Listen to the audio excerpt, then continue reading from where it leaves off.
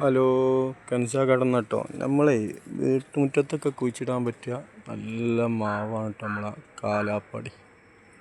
കണ്ടോ, ഇതാകുമ്പോൾ ഓവർ പുഴുക്കേടില്ല, അങ്ങനത്തെ പ്രശ്നങ്ങളൊന്നുമില്ല കേട്ടോ. പിന്നെന്താ വെച്ചാൽ അത്യാവശ്യം വെയിലോട്ട് നട്ടാൽ അടിപൊളിയായിട്ടുണ്ടാവും. അതേപോലെ നമ്മളെ വീട്ടുമുറ്റത്ത് നടാൻ പറ്റിയ വേറൊരു മാവ് പറയുന്നത് നാംഡോക്കുമായാണ്. അടിപൊളി മാവ്. ഇതിങ്ങനെ കുലകുലയായിട്ട് ഇങ്ങനെ ഉണ്ടായിരിക്കും അല്ലേ, അവിടെ കണ്ടില്ലേ? ഇതാണ് നാംഡോക്കുമായി. ഇത് ഗ്രീനാട്ടോ, മുറ്റത്ത് നട്ടതാണ്. വീട്ടുമുറ്റത്ത് ചട്ടി വെച്ചൊരു മാവാണിത്. നാംഡോക്ക് നട്ടത്. ഇതാ പിന്നെ കൂടുന്നത്.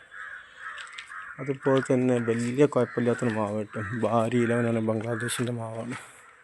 അത്യാവശ്യം കുഴപ്പമില്ല, നല്ല മാങ്ങയാണ്.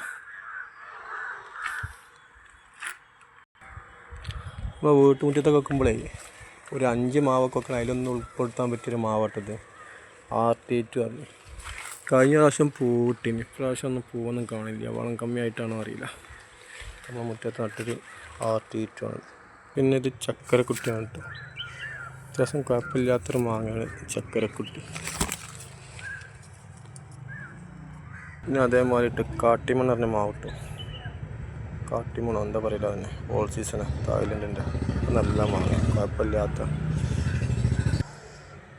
സ്ഥലം കമ്മിയുള്ളവർക്കൊക്കെ വീട്ടുമുറ്റത്ത് നടാൻ പറ്റിയ 5 മാവിൽ 1 കാലാപ്പാടി, അതേമാതിരി കാട്ടിമണ്ണ്, നാംഡോക്കുമായി, അതേപോലെ കുളമ്പ് വലിയ കുഴപ്പമില്ല, പീക്കേടില്ലാത്തൊരു മാവാണ്. അങ്ങനത്തെ ഒക്കെ ഉൾപ്പെടുത്താൻ മതി. അത് ജോൺസൻ്റെ മാവ്, ഒന്നും കുഴപ്പമില്ലാത്ത മാവുകളാണ്. അതേപോലെ ഈമാപ്പസ് നല്ല മാങ്ങ കേട്ടോ, അത് കുഴപ്പമില്ല.